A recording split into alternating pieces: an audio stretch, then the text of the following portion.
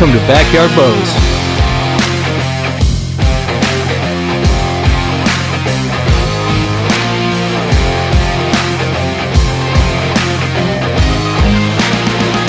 Hey, welcome to Backyard Bows. I'm Brandon. This is the Basic Bowman episode 2, where we're going to cover the entire bow for you.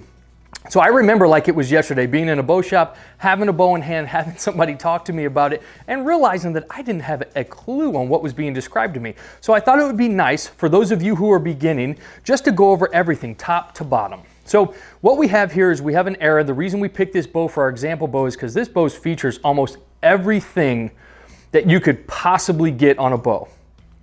We have it set up like it would most likely be hanging in a bow shop. So if you get a bow straight out of a box, it probably won't have a D-loop, a peep sight, or a rest, but this is most likely how you'll see it hanging in a bow shop so that you can sample shoot the bow. If you watched episode 1, you'll have a better idea what manufacturers you might want to try, researched if there's a bow shop that's close to you, maybe calculated your draw length, put some thought into your draw weight, hopefully came up with a good number for a budget before you go in. But now, after video 2, you'll at least have a better understanding of what you're looking at and what's being described to you. Because the staff at the bow shop's not gonna have a clue whether you know or not. And there's a lot of terminology that goes into bows, so we'll cover it all. So we'll start with the riser. So the riser is gonna be your frame or your foundation that everything attaches to. There's 3 main things that a riser is gonna do. One, it's where your grip's located, usually in the center of the riser. If you're getting a right-handed bow, you're gonna grip it with your left hand. If you're a left-handed shooter, you're gonna grip it with your right hand. That grip will vary from company to company. Everybody has a little bit different design. And what you're gonna do is shoot a bunch and try to decide what feels most comfortable to you. And you'll hear me say that over the course of these next videos a lot. A lot of what we describe is going to kind of come down to what's most comfortable to you and what you end up being consistent with. The second thing is it's going to be where everything attaches. Your string stop, your cable guard, your limb and limb pockets, and then on the back side, you'll have bored out holes all along the riser for your accessories to attach. You'll have the one in the front here for your stabilizer, which we'll go over the accessories in video 3, but this is gonna kind of be where everything comes together. The third part of your riser is gonna be a huge factor on how much the bow's total weight is. And it will also be a big determination of how much the bow costs. How much the bow costs varying on how it's made and what it's made with. So risers will come in all different shapes. They'll have different bridges on them. Each company will have kind of its own signature design to the riser. They also come in aluminum. They'll come in carbon like this one. Some are composite. You have ones that are forged, machined.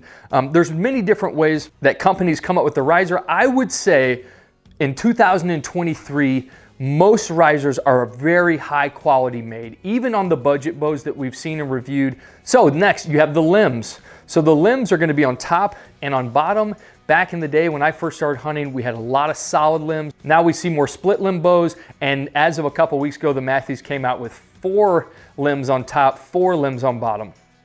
But most likely what you're gonna see across the board is split limbs. So you have 2 limbs on top, 2 limbs on bottom. And again, there's a couple things that those limbs are gonna do. The first thing is they connect your cam and mod to your riser. They're kind of that bridge, that connecting point. Second is they're going to, in most cases, determine what weight you pull, what your draw weight is. So if there's a 40, 50, 60, 70 pound option of draw weight, that's going to be into those limbs. You're either gonna have 40, 50, 60, 70 pound limbs. Okay, and those limbs are gonna slide in to a limb pocket is what they call it. And that limb pocket is bolted to the riser, and that's what's gonna hold those limbs in place. For you first-time bowers, what I like to see when I'm looking at a limb pocket is one that it's made of metal, and then if you look up underneath, there's something holding it in place, stopping those limbs from maneuvering forward and backwards, okay? Some limb pockets are composite, some are plastic, some, as we've seen on some of those Bear archery bows, some are plastic with a metal liner, which is better than just being plastic, but that is kind of the anchor point for those limbs and riser to meet. Now in the front of that, you'll have a limb bolt. That limb bolt is what's gonna allow you to adjust your draw weight. So if the bow shop staff member says you have a 70 pounds, but it will fluctuate 10 pounds, usually they're going to lower with the fluctuation, so you might be able to get that bow down to 60 pounds.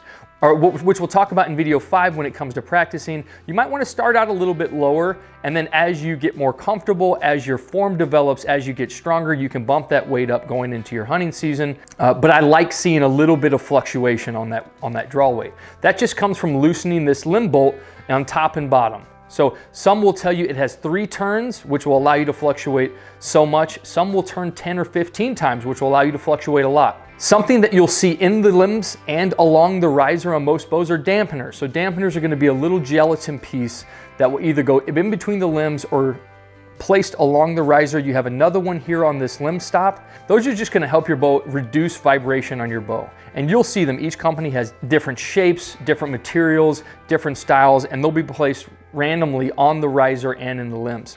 So 2 other things that attach to your riser. Below the grip, you'll have your limb stop, and it's just gonna do just that. This is a very generic piece. Most companies, it looks the same. It's a rod with a rubber piece on the end. That's just gonna stop your string after release and prevent your cams from over-rotating. Or the other piece that attaches to your riser is gonna be your cable guard. So your cable guard is gonna be above your grip, and that's usually gonna be right in the center of the bow. Attached to the cables, you either see a rod with a sliding plastic piece, which sometimes we see them more budget style bows, and then when you get into the flagship bows, you'll usually have rollers with some kind of ball bearing system, and that's going to keep your cables off center, giving them clearance for your arrow. Each company differs a little with the style of the cable guard. Some will allow you to microly adjust your cable guard either horizontally or vertically to kind of get that perfect clearance for your arrows and your fletchings. Right below the cable guard is where you're going to mount your rest, and that is going to sit right on top of your arrow shelf. So that's going to be the little bend in your riser that allows your arrow to be centered. Now moving on to the cams and the mods. So the cams and the mods are going to attach to the limbs with an axle piece, which is a rod that'll go through the end here, and they will sit in between those limbs. And on a solid limb, they fork, and those will sit in between that. So most bows that we see nowadays are going to have 2 cams, one top, one bottom. Some of the older bows that we see, or the Adapt by Bear that we reviewed a couple weeks ago, has an idle wheel on top and a solo cam on bottom. But the cam system's main function is to manipulate that draw weight, and each company will go back to the drawing board and kind of redesign and reshape that cam system from year to year, trying to get the smoothest and easiest pull while keeping and maximizing the speeds. So that's something that will vary in shape and size from company to company to company. So the other thing about a cam, and it kind of is what makes up a compound bow, is that you're able to hold in full draw at less weight. So if you were to take a traditional bow like this and you draw it, your draw weight builds until the peak weight is at your holding weight, where in a compound bow, you might be able to manipulate that draw weight and you're only peaking for a moment, and then when it lets off, you're actually be able to hold less weight. Or if you have a 70-pound draw weight, your let off is 80%. You're going to be holding at 14 pounds, which allows you to hold longer, to aim. The other major part about a compound bow that is going to differ from traditional bows is the speeds that these get are going to be incredibly faster. So on your cam is usually, on the side of your cam is usually going to be your mod. Now your mod is something most companies, it's what your cables will attach to, and it's what most companies will allow you to adjust your draw length. So if the bow varies from 25.5 out to 31.5 inch increments, there'll be little placements on that module system that allow you to change the draw length of your bow in case you're younger and you want to grow with your bow, or you resell it and somebody's not the same length of you. That will allow you to change your draw length. Now the cam system, the module systems, the string and the cables, there are many articles out there that kind of describe the pulley system that's used to give you more understanding of how that all works. I would say read a bunch on it. I think there's tons of different stuff out there that are good reads that kind of explain this in layman terms that have helped me understand the process of what's going on when drawing a bow. So this particular bow has 2 cables and 1 string. Some bows will come with 5 cables and 1 string. It just varies from company to company and what system they're using. And there's many different patents out there. Again, each of them have a little bit different feeling. There's pros and cons to them. Some are easier to tune, some take a little bit more time to tune. It all just depends. But the more you work on a bow, the more you shoot a bow, the more understanding that you'll have of everything. Going back to that mod, on the mod, usually there's a place that you can adjust your let off. So some people like to hold less weight, some people like to hold more weight. Again, that is, like I said in the beginning, you're gonna hear me say it a lot, it's personal preference and what's most comfortable to you. And then on the cams and mods, something else that you'll see is you'll either see on most bows a limb stop option, which is when it rotates, there'll be a little piece that hits on these limbs that'll give you a nice solid back wall, or you'll have a string stop option, which will allow you to, whenever you rotate full, it'll hit those cables and allow you to have a little bit give to your hold at full draw. Again, that's just preference. You'll have to mess around with both and see what's most comfortable to you. So on your string, there'll be a couple different things that you'll see. So one, you'll have this string that wraps around your string. It's a little bit thicker. You'll see that on both the cables and the string. It's where the string is getting worn the most to kind of protect the string from getting worn out. So you'll see it right here where your D-loop attaches. You'll also see it where your cable guards are touching, and then where your cams and mods are also touching. You'll have that serving, which is another string that kind of lines that string and cables. On your string, you should have a D-loop. And this is what allows you to attach your mechanical release. And again, we'll go over the multiple different releases that you have and options there in the next video, but this is where it'll attach until you decide to release your arrow. Your peep sight is going to be mounted in the string, which is going to allow you to look through the string at full draw, kind of like a rear sight in a rifle.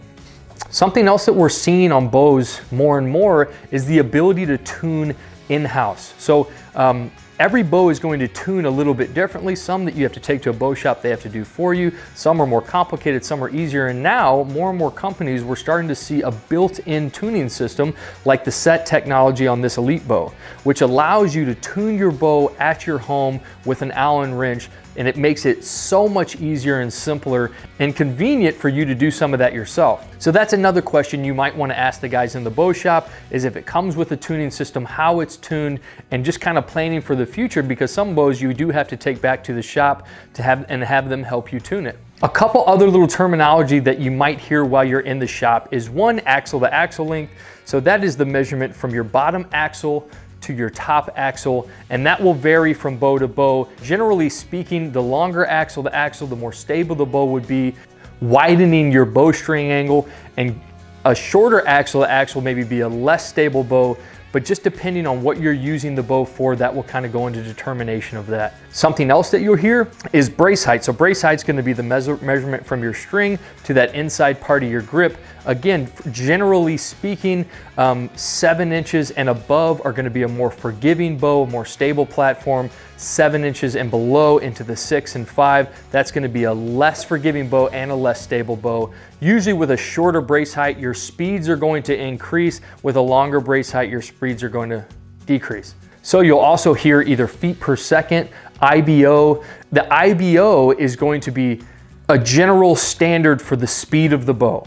Now your IBO might be 350, but when you set up your bow, you get your hunting arrows, let's say you have a chance to run it through a chronograph, most likely it's going to be significantly less. Do not worry, the IBO ratings are inflated because of the arrow that they're using. Lastly, do not buy a bow off a single bow review. Make sure you get into a bow shop, get tons of bows in your hand, shoot as many as you can. One will probably stand out more than others with comfortability to you. Make sure you go into a bow shop with an open mind. There's going to be an absolutely ton thrown at you. You're not going to be able to learn it all at once. So again, just kind of take in what you can, learn as you go. Every time that you go to a bow shop, every time you pick up your bow, you should be learning and growing, and eventually you'll start to understand everything a little bit more and it'll become more familiar to you. So don't be intimidated at the beginning, even though I know it can seem kind of daunting with so much information. I encourage everybody who's purchasing a compound bow for the first time, do a little reading, get tons of bows in your hands. Stay tuned for video 3 where we'll cover all the accessories, the different options you have. We'll help you attach them to the bow so that when you leave the bow shop, you're ready to start slinging arrows.